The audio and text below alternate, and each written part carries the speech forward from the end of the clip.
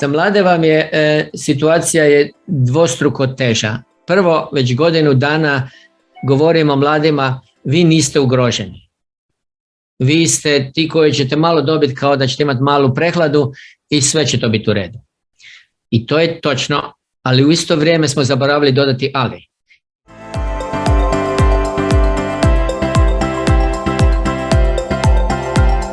I mladi ljudi mogu umirati, vrlo rijetko. Mladi ljudi imaju ono što je najopasnije, a to je takozvani dugi COVID ili post-COVID sindrom. To još malo znamo o tome. Podaci iz uređenih zemalja vam govore da negdje oko 40% mlađih od 40 godina imaju različite simptome koji su vrlo često povezani sa imunološkim sustavom, sa osjetilima i sa krvožilnim sustavom. Endotelne stanice naših krvnih žila stvaraju male mikrotromboze, mikrooštećenja za koje ne znamo kako će se proslijediti nakon 5 godina ili 10 godina kod mlađih ljudi.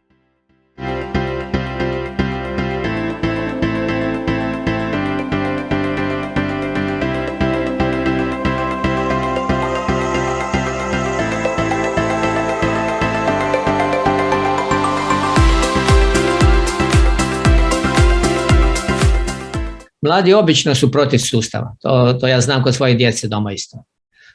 Šta god ja kažem, oni će biti protiv toga automatski, ali oni neće biti protiv toga ako im se to čovjek ozbiljno objasni. Jer kad im čovjek ukaže, onda djeca isto slušaju.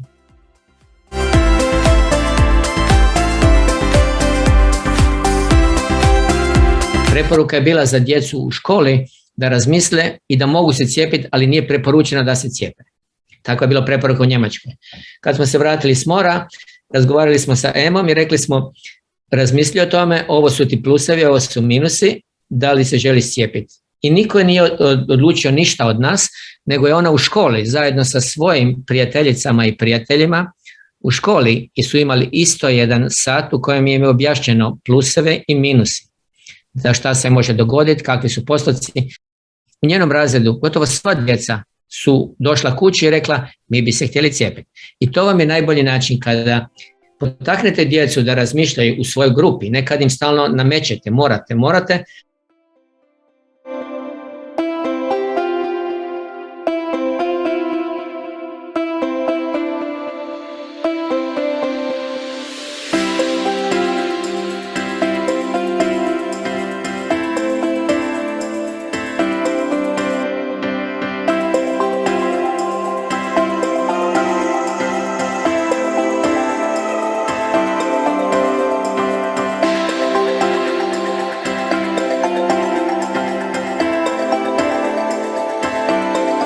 Tako dobra cjepiva rijetko tko je očekivao prošle godine. Sad kad ih imamo u rukama, sada smo našli sve moguće razloge da ili to ne želimo ili pokazujemo na podatke koje nisu točni i vrlo često ne ukazujemo na točne podatke. Nijedno cjepivo nije 100% sigurno, nijedno cjepivo 100% ne štiti, ali podaci su toliko dobri da svaki građanin koji i nije školovan kao znanstvenik će razumjeti ako mu neko kaže sljedeće. Cjepivo vas štiti 11 puta da nećete umrijeti. To znači, ako se ne cijepite, vaše šanse su 1100% veće nego da se cijepite.